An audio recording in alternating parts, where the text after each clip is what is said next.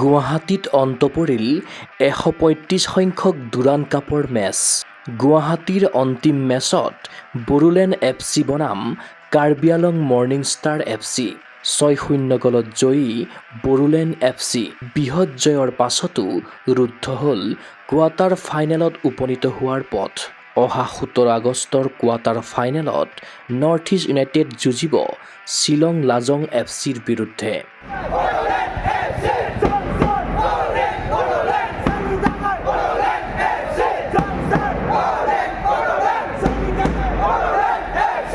বৃহস্পতিবাৰে অৰ্জুন ভোগেশ্বৰ বৰুৱা ক্ৰীড়া প্ৰকল্পৰ ইন্দিৰা গান্ধী এথলেটিক্স ষ্টেডিয়ামত অনুষ্ঠিত হ'ল চলিত ১৩৫ সংখ্যক দুৰাণ কাপৰ গুৱাহাটী ভেন্যুৰ অন্তিমখন মেচ।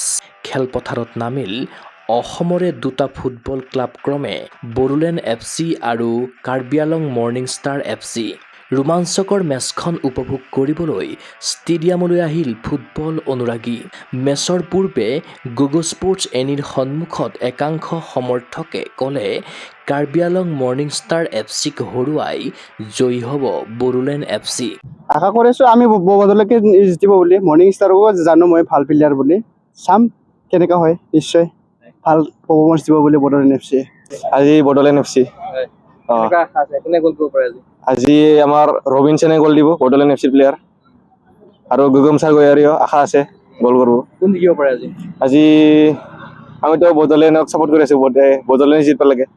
সমৰ্থকসকলে ভবাৰ দৰেই খেলপথাৰত উজ্জীৱিত প্ৰদৰ্শন আগবঢ়ালে হলিচৰণ নাৰ্জাৰীৰ নেতৃত্বৰ দল বড়োলেণ্ড FCয়ে।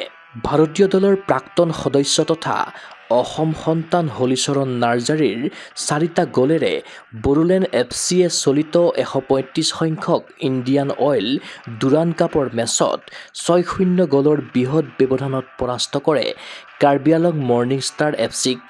মেচৰ আৰম্ভণিৰ পৰাই বড়োলেণ্ড FCয়ে বিপক্ষক আক্ৰমণ কৰি গ'ল কৰাৰ লক্ষ্য কাৰ্যত বাস্তৱ কৰি তুলিছিল। দলৰ তাৰকা ষ্ট্ৰাইকাৰ ভাৰতীয় দলৰ প্ৰাক্তন সদস্য অসম সন্তান হলিচৰণ নাৰ্জাৰীয়ে প্ৰথমাৰ্ধৰ ১১ আৰু ২৮ মিনিটত দুটাকৈ গ'ল স্ক'ৰ কৰি সকলোকে চমকিত কৰিলে। আনহাতে কৌশিক দৈমাৰীয়ে ৫১ মিনিটত তথা জি গয়াৰীয়ে ৮৯ মিনিটত গ'ল স্ক'ৰ কৰি ব্যৱধান ৪-০লৈ বৃদ্ধি কৰে। বড়োলেণ্ড FCৰ অধিনায়ক হলিচৰণ নাৰ্জাৰীয়ে ৮৪ মিনিট আৰু ইনজুৰি টাইমত আৰু দুটা গ'ল স্ক'ৰ কৰি ব্যৱধান ৬-০লৈ বৃদ্ধি কৰে। মেচৰ অন্তিম মুহূৰ্তলৈকে যুঁজ দিও এটাও গ'ল পৰিশোধ কৰিব নোৱাৰিলে কাৰ্বি আংলং মৰ্নিং ষ্টাৰ দলে। ফলত গ্ৰুপ Fৰ অন্তিমখন মেচত ৬-০ গলত জয়লাভ কৰে বড়োলেণ্ড FCয়ে। বৃহৎ ব্যৱধানত জয়ী হৈ আনন্দিত হৈ পৰিল বড়োলেণ্ড FCৰ খেলুৱৈ তথা সমৰ্থকসকল। বড়োলেণ্ড FCৰ সমৰ্থকৰ কোলাহলত জীপাল হৈ পৰিল ইন্দিৰা গান্ধী এথলেটিক্স ষ্টেডিয়াম।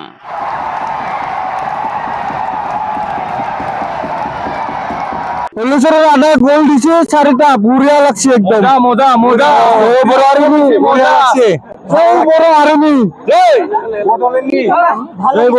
উল্লেখ্য যে এইবাৰ দুৰাণ কাপত ৬টা গ্ৰুপৰ শীৰ্ষ ৬টা দলৰ লগতে দ্বিতীয় স্থানৰ শীৰ্ষ দুটা দলে কোৱাৰ্টাৰ ফাইনেলত প্ৰৱেশ কৰিলে। সেই অনুসৰি বড়োলেণ্ড FCৰ লগতে দৌৰত আছিল east Bengal FC, Jamshedpur FC আৰু সমলেশ্বৰী স্পৰ্টিং। চাৰিওটা দলে ৬ পইণ্টকৈ লাভ কৰে যদিও গড় হিচাপত শীৰ্ষস্থান লাভ কৰি ইষ্ট বেংগল FC আৰু জামছেদপুৰ FCয়ে অন্তিম ৮লৈ যোগ্যতা অৰ্জন কৰে।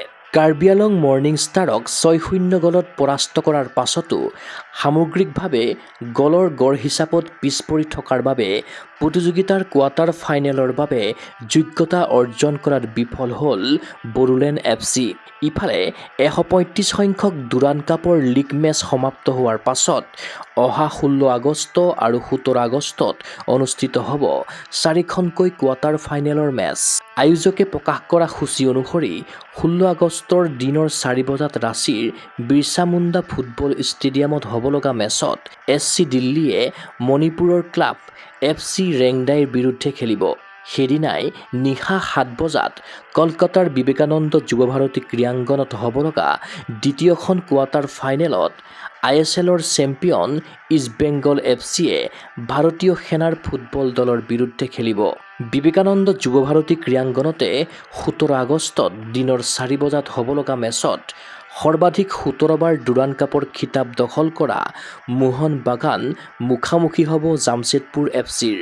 তদুপৰি যোৱা দুটা ছিজনৰ চেম্পিয়ন নৰ্থ ইষ্ট ইউনাইটেড FCয়ে অহা 17 আগষ্টত নিশা 7 বজাত শ্বিলঙৰ জৱাহৰলাল নেহৰু ষ্টেডিয়ামত হ'ব লগা চতুৰ্থখন কোৱাৰ্টাৰ ফাইনেলত স্থানীয় দল শ্বিলং লাজং FCৰ বিৰুদ্ধে খেলিব। ক্ৰীড়া অনুৰাগীৰ আশা দেশত সাফল্যমণ্ডিত হওক 135 সংখ্যক Durand cup football. News desk report, গোগো স্পৰ্টছ NA।